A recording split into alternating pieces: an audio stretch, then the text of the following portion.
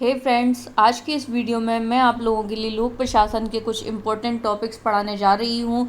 लोक प्रशासन हमारे जो पेपर 2 है मुख्य परीक्षा में, उसमें ऐड हुआ है।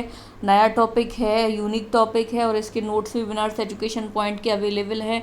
आपको इन नोट्स की लिंक डिस्क्रिप्शन बॉक्स में मिल जाएगी। चाहे तो आप दिए गए फ़ोन नंबर से भी नोट्स की डिटेल प्राप्त कर सकते हैं। तो हम बात करते हैं लोक प्रशासन और निजी प्रशासन। इनमें अंतर है दोस्तों, ये आपका आएगा 5 नंबर में। और इसका आपको उत्तर किस प्रकार लिखना है, जब भी आपके पास अंतर वाले प्रश्न आएंगे तो आपको ज़रूर अटेम्प्ट करना है दोस्तों, क्योंकि उनमें आपको बहुत ज़्यादा नंबर मिलते हैं। सीधे 5 में से 5 नंबर मिल जाते हैं। जबकि आप कोई और क्वेश्चन अटेम्प्ट करेंगे थ्योरेटिकल, तो उसमें 5 में से 4, 5 में से 3 ही नंबर मिलने की संभावना रहती है। तो चलिए हम देखते हैं लोक प्रशासन और निजी प्रशासन। तो लोक प्रशासन का मुख्य उद्देश्य क्या है फ्रेंड्स? इसका मुख्य उद्देश्य है जन कल्याण, और जबकि निजी प्रशासन का मुख्य उद्देश्य है लाभ कमाना। जैसा कि हम सभी देखते ही हैं, जो निजी सेक्टर होते हैं उनका मुख्य उद्देश्य लाभ कमाना रहता है। जबकि अगर हम गवर्नमेंट से तुलना करते हैं तो हम देखते हैं कि गवर्नमेंट का अधिकतर उद्देश्य रहता है जन कल्याण। नेक्स्ट है लोक प्रशासन सेवा भाव के आधार पर कृत्यों का निर्वहन होता है लोक प्रशासन में, जबकि निजी प्रशासन में सेवा भाव नहीं होता है। लोक प्रशासन जनता के प्रति उत्तरदायी होता है, जबकि जो निजी प्रशासन होता है वह जनता के प्रति उत्तरदायी नहीं होता है। उसमें जो है लाभ कमाना ही मुख्य वस्तु मानी जाती है। और नेक्स्ट है कि लोक प्रशासन कर्मचारियों के प्रति इसमें एक रूपता व समानता होती है, जबकि जो निजी प्रशासन होता है उसमें कर्मचारियों के प्रति पक्षपात या विशिष्ट व्यवहार भी किया जा सकता है। जैसे कि किसी को प्रमोशन दिया जा सकता है और किसी को नहीं। जबकि जो लोक प्रशासन है उसमें सभी के लिए एक निश्चित मानदंड होते हैं। फिर है लोक प्रशासन में शासन का एकाधिकार होता है, जबकि जो निजी प्रशासन है उसमें एकाधिकार नहीं होता है, व्यापार अनेक लोगों द्वारा होता है। लोक प्रशासन में वित्त पर नियंत्रण विधायिका, कार्यपालिका, न्यायपालिका और जनता द्वारा होता है, जबकि निजी प्रशासन में सभी के माध्यम से वित्त पर नियंत्रण नहीं होता है। मतलब विधायिका, कार्यपालिका, न्यायपालिका और जनता की जो उपयोगिता है वह लोक प्रशासन में महत्वपूर्ण है, तो वहीं निजी प्रशासन में इनकी उपयोगिता शून्य ही कही जा सकती है।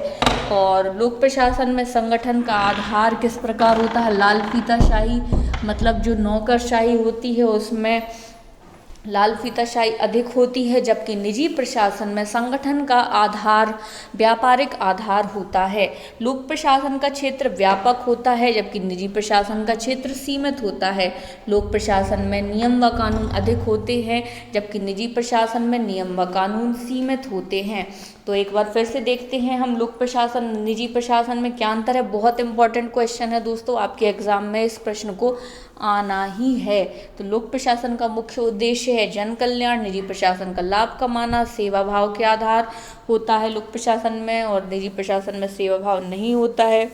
जनता के प्रति उत्तरदायी, जनता के प्रति उत्तरदायी नहीं। कार्यों के प्रति एकरूपता व समानता, जबकि निजी प्रशासन में ऐसा नहीं होता है। शासन का एकाधिकार होता है, एकाधिकार नहीं होता है। वित्त पर नियंत्रण होता है लोक प्रशासन में। अब हम देखते हैं दोस्तों, हमारा सेकंड बहुत महत्वपूर्ण प्रश्न है, यह है लोक प्रशासन के प्रमुख सिद्धांतों को लिखिए। तो संगठन के वे सर्वाधिक प्राचीन विचारधाराओं को शास्त्रीय सिद्धांत कहते हैं। देखिए लोक प्रशासन के प्रमुख सिद्धांत कौन कौन से हैं, तो इसमें एक शास्त्रीय सिद्धांत आता है। अब शास्त्रीय सिद्धांत किसे कहते हैं?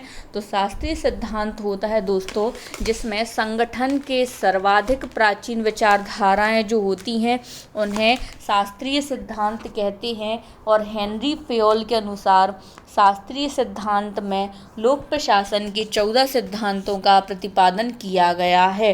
कौन कौन से हैं वे सिद्धांत? वे सिद्धांत हैं दोस्तों श्रम विभाजन, अनुशासन, आदेश की एकता। आपको ये 14 सिद्धांत दोस्तों याद रखने ही रखने हैं, क्योंकि ये आपका प्रश्न आएगा 11 नंबर में। तो उनमें आपको ये सभी को जो है प्रश्न लिखने ही पड़ेंगे कि हेनरी फ्योल के अनुसार शास्त्रीय सिद्धांत में लोक प्रशासन के कितने सिद्धांतों का वर्णन किया गया है। तो इसमें 14 सिद्धांतों का वर्णन किया गया है। अब वे समस्त 14 सिद्धांत कौन कौन से हैं, तो दोस्तों वे हैं श्रम विभाजन, अनुशासन, आदेश की एकता, प्राधिकार, निर्देश की एकता, व्यक्तिगत हित की जगह सामान्य हित, पद सोपान, व्यवस्था, केंद्रीकरण, सहयोग की भावना, पहल की भावना, समता, कर्मचारियों के कार्यकाल में स्थिरता, कर्मचारियों को पारिश्रमिक। ये इसके 14 सिद्धांत हैं। अब बात करते हैं दोस्तों, आप चाहें तो इनका स्क्रीनशॉट भी ले सकते हैं, और आप जब कभी भी फ्री रहते हैं तो इन सभी क्वेश्चंस को आप याद करते रहिएगा, क्योंकि ये 14 सिद्धांत बहुत महत्वपूर्ण हैं। अब लूथर गुलिक के अनुसार देखिए हेनरी फ्योल ने कितने सिद्धांत दिए। हेनरी फ्योल ने दोस्तों 14 सिद्धांत दिए हैं, जबकि लूथर गुलिक के अनुसार संगठन के 10 सिद्धांतों का वर्णन किया है। तो वो हैं, अब इनको हम किस स्रोत से ले रहे हैं दोस्तों, इन्होंने जो 10 सिद्धांत का वर्णन बताया है इसका सोर्स है इनकी पुस्तक papers on science of administration. Papers on science of administration. Luther Gulick के अनुसार संगठन के 10 सिद्धांतों का वर्णन निम्न है। इनके द्वारा प्रतिपादित 10 सिद्धांत निम्न हैं।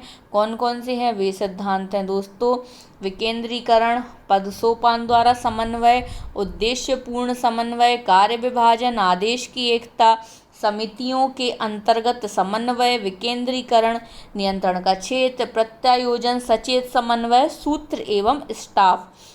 इसको हम शॉर्ट में संक्षिप्त नाम दे सकते हैं पोस्टकॉर्ब। पोस्टकॉर्ब थ्योरी किसकी है? ये भी आ सकता है। पोस्टकॉर्ब थ्योरी है लूथर गुलिक की। इन्होंने 10 सिद्धांत कौन कौन से दिए दोस्तों, एक बार फिर से देखते हैं। विकेंद्रीकरण, नियंत्रण का क्षेत्र, पद सोपान द्वारा समन्वय, उद्देश्यपूर्ण समन्वय, कार्य समन्वय, कार्य विभाजन, आदेश की एकता, समितियों के अंतर्गत समन्वय, सूत्र एवं स्टाफ, सचेत समन्वय इत्यादि। तो दोस्तों आपको इन समस्त क्वेश्चंस को अच्छे से पढ़ना है, और आप चाहें तो इसी प्रकार से लोक प्रशासन के समस्त नोट्स भी तैयार किए गए हैं विनर्स एजुकेशन पॉइंट द्वारा। तो आप चाहें तो इनसे भी अपनी तैयारी कर सकते हैं। Thank you for watching friends. अन्य किसी जानकारी के लिए डिस्क्रिप्शन बॉक्स में दिए गए फ़ोन नंबर से आप संपर्क कर सकते हैं। Thank you for watching friends.